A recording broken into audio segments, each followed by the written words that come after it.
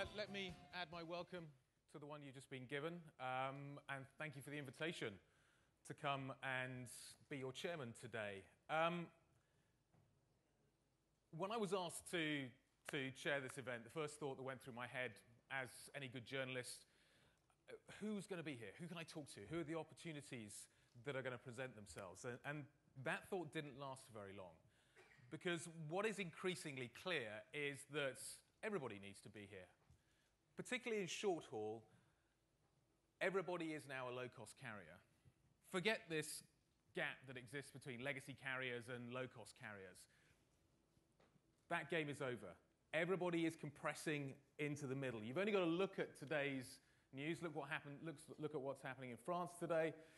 The strikes that are taking place as Air France's pilots get to grips with the idea that Air France will be operating a low-cost airline. Nobody is going to be high-cost anymore. Increasingly, everybody is going to have to make the shift. And that shift is accelerating. What's also increasingly clear is that the extremes of the business models are changing. So it's not just the legacy carriers that are going to have to shift their business models and become low-cost when it comes to short-haul. It's the extreme low-cost carriers, and we're going to hear from Kenny shortly, are also changing their business model. Everybody, as I say, getting compressed in the middle. That presents some great opportunities, doesn't it? It presents some great threats, but it presents some great opportunities. Everybody is going to be operating on the same field, which is going to mean that the business models that everybody is going to have to come up with are going to become increasingly obvious, and the need for differentiation is going to become increasingly clear. That's obviously something that's going to be a huge challenge, but it's a huge opportunity. For those of you who want to be aggressive in this industry, that means that the opportunity to take market share definitely exists. Now, the perimeter is definitely going to get bigger. The market is definitely going to grow, but how we segment that market is up to you guys. It's going to be fascinating to watch over the next few years. The changes have already been enormous. The changes over the next few years are going to be really quite amazing. It's going to be huge. And we haven't even talked about the long-haul model yet as well.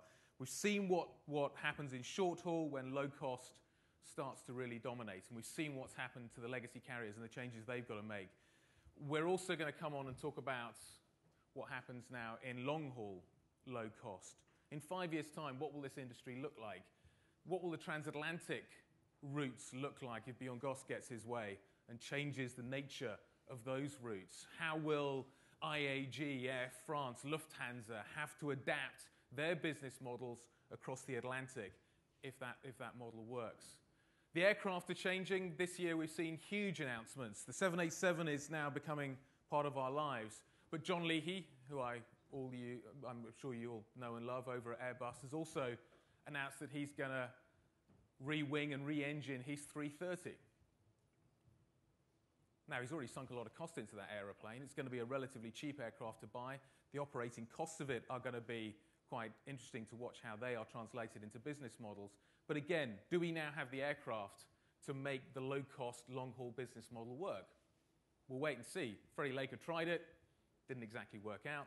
We'll see what happens next. But in the next 5 years, my guess would be we're going to see some enormous changes, similar, not exactly the same, but similar to the ones we've already seen in the short-haul routing. So interesting times, very interesting times. And I think that presents us with a great opportunity today, over the next couple of days, to talk about how we are going to change our business models and how we're going to adapt to these changing times. We've got a great lineup of people to talk to about this. If you wanted people to give you an understanding of how this is going to work, at the front row here is probably the guys you want to be talking to. So over the next sort of hour or so, we're going to introduce them one by one, Parkinson style. They'll shuffle along, musical chairs. And then at the end, we'll have a half-hour session in which we can do some Q&A. We'll do a little chat between us all up here once we've all had our little one-on-ones. But then at the end of that, there'll be an opportunity to ask some questions. Do ask questions, because I think there are plenty. There's plenty of things that are still pretty undecided in how this industry is going to work. So welcome. Thank you very much indeed for being here. It's going to be a great couple of days, and I'm looking forward to hearing your interesting questions and some great answers. So let's kick things off. I'm going to walk over here, and I'm going to introduce our first guest, Christoph Mueller, the CEO of Aer Lingus. Good morning. Good morning, Guy.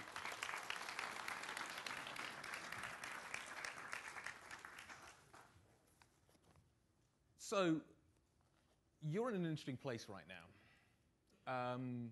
In some ways, you represent the closest thing that we have at this stage to an operating low-cost, long-haul business model. Is that fair? That is certainly fair to say when it comes to the North Atlantic. In Asia Pacific, we have some similar models, but on the North Atlantic, I can say with confidence that we certainly produce currently the lowest seat cost, of course, and take advantage of the flexibility that gives us on the pricing side. So where do you take that next?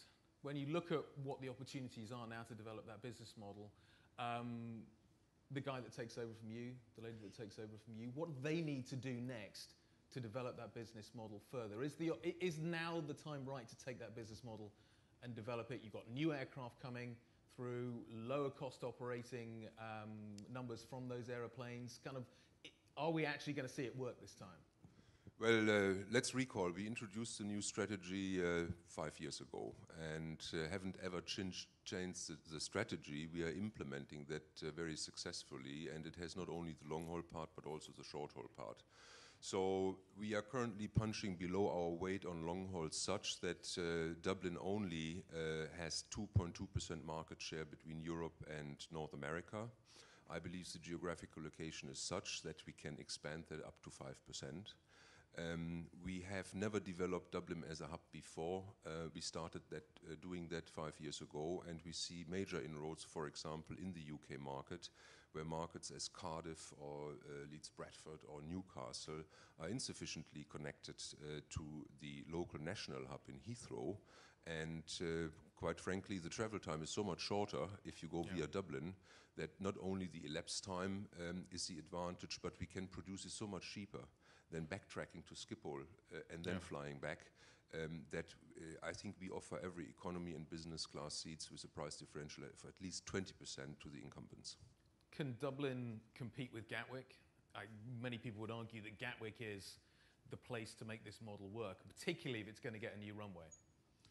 Well, the discussion about London is always dominated by the discussion about third runway in Heathrow or second runway in Gatwick, and do we build a hub? In fact, London is firing on all cylinders when it's just satisfying the needs of the local market. So Gatwick certainly has the advantage to have 20 million in its catchment, where the entire island of Ireland has only 5. Right. So that, of course, gives you much more torque to set up an operation. The slot shortage in both airports, Gatwick and Heathrow, leave alone Stansted and Luton, where it's never considered to build a hub. But Gatwick and Heathrow is so congested that it's very difficult to build a functioning bank structure such that you really compete on travel times. So if your passenger has to wait 3 or 4 hours before taking the long-haul flight, it's perceived as a disadvantage. We don't have that in Dublin, and insofar, I believe we remain on track with very steady growth on long-haul. We have put in 25% capacity this year. We sold 29, at a yield increase of 5.8%. That tells you everything. You talk about capacity. There's a lot of capacity going onto the North Atlantic at the moment. Too much capacity going onto the North Atlantic? Well, we hear comments that there is overcapacity on the North Atlantic. I cannot share that perception. I believe to create overcapacity, it takes 2 wrong decision makings. Either you deploy aircraft in a market and you cannot make the business case, and that, I have to say, is really creating overcapacity. We sell more than we offer. We have increasing load factor as increasing yields. I would not necessarily say that we cannot make the business case. The second part of the equation, of course, is overcapacity created by those who operate loss-making aircraft and not have the courage to take the decision to take them out of the market. Okay. And if you're looking, the scenario in front of you right now, what do you think you're looking at? How much of A and B have we got right now? When you think about too much capacity, I'm curious about the second element of that. How much excess capacity is there that people aren't willing to remove? Well, it's not so evident on the North Atlantic because you can lose an awful lot of money if you get it wrong on long haul. But let's take the short-haul example in Europe. My estimate is that we have currently 500 short-haul aircraft in Europe creating a loss. Really destroying shareholder value. And, you know, the carriers operating them, they even publicly state that they make 500, 600, 700 million loss in their short-haul business, cross-subsidized by their profitable long-haul business. That's an unsustainable situation. And again, I mean, if someone deploys additional short-haul capacity into Europe and still can make money with it, why should I blame that guy? I blame the guy who's operating 500 loss-making short-haul. There's a lot of new capacity coming into the short-haul Fortunately, market. yes, because I think that market needs a major cleanup. And how quickly will that happen? I was just talking about what's happening with Air France today. There are big strikes taking place. There is a huge difficulty in getting that to happen quickly at the big traditional carriers.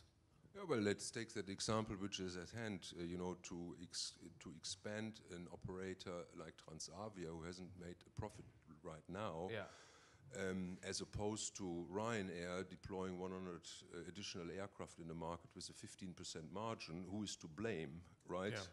From a shareholder perspective. I'm simply arguing from a shareholder perspective, and I say, if you can make the business case to deploy additional aircraft, fine, that's how the market works. But if you clinch on your loss-making operation without taking the necessary economical decisions to get rid of that loss, it's simply not in the interest of the shareholder. And that normal market force is currently not working due to union reasons, due to all different kinds of reasons, but that is what creates overcapacity. How long is that going to last for? Union reasons, there's all kinds of reasons why that's happening. How long before we get the clean out you're talking about? We've been hearing for years and years and years about the fact that we are going to see a clean out. It's going to happen. There is going to be a big step forward in terms of who makes money, who doesn't make money, and who operates capacity in Europe. It's happened much more slowly than I anticipated that it would. Absolutely right. If you compare that with the United States, it also took an awful long time. The entire process was a little bit flawed. What I believe Chapter 11 is not necessarily the solution we are looking for in Europe. No, I believe it all depends on how much blood is left on the floor in the next 5 years. But there will be the point where the shareholders of those who operate loss-making networks in large proportions will simply not tolerate it any longer. The share price will go down, these companies will run out of money, and then they have to act. They are to a certain extent mitigating it. As you say, Transavia, there are big changes. Germanwings is evolving at Lufthansa. They've kind of got 2 models, but we'll see that ultimately, I think, probably come down to 1. They are taking mitigating changes that are going to make those losses less. Does that just draw out the process? Do you think ultimately those business models are viable, or do you think that ultimately they will be proved not to be viable? It's most probably too early to say, but what I see right now, they do not earn their return on capital, and I think they have to improve a lot to reach that point. I simply cannot see how they can work on their cost basis such that they maneuver themselves in a position to have a return of 5 or 6% margin in their operating result in order to produce a return on equity which is maybe 10 or 15%. There are very few carriers in Europe who are really paying back the shareholder from their operating result without touching their reserves, and these are the low-cost carriers or the carriers like we are. We are quite unique, in fact. Is it easier just to buy a low-cost carrier off the shelf rather than evolve one yourself? Well, you cannot buy a low-cost carrier if you're one of the incumbents because your collective labor agreements prohibit you in operating that carrier without overlaying your cost structure to a certain degree. You look what happened at IAG and Vueling and what... That is certainly the good example to raise here.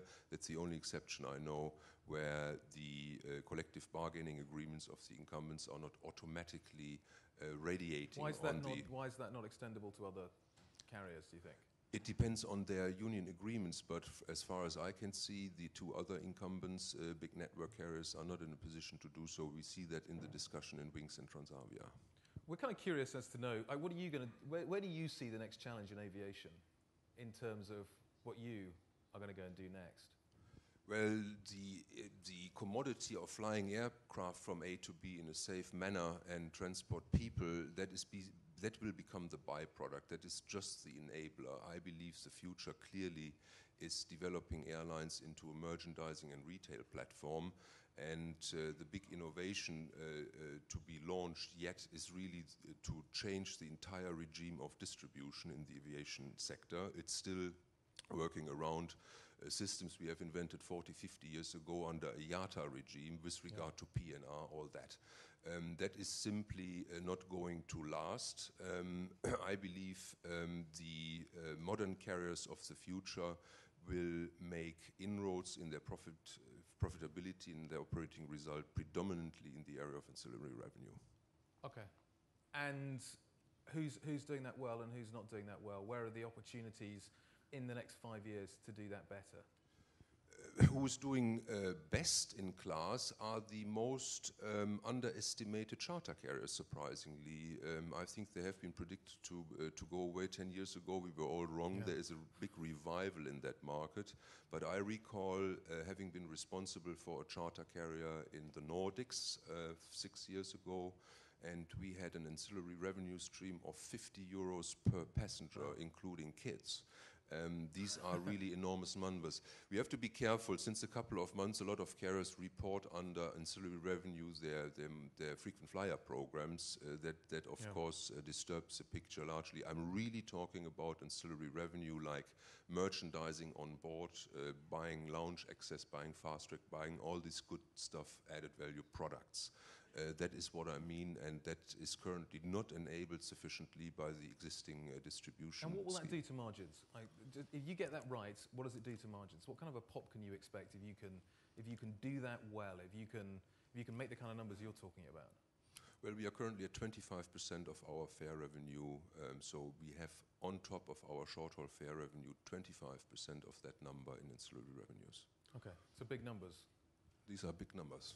And if you were sitting down at an airline in your next incarnation of whatever it is you do, how would you go about that?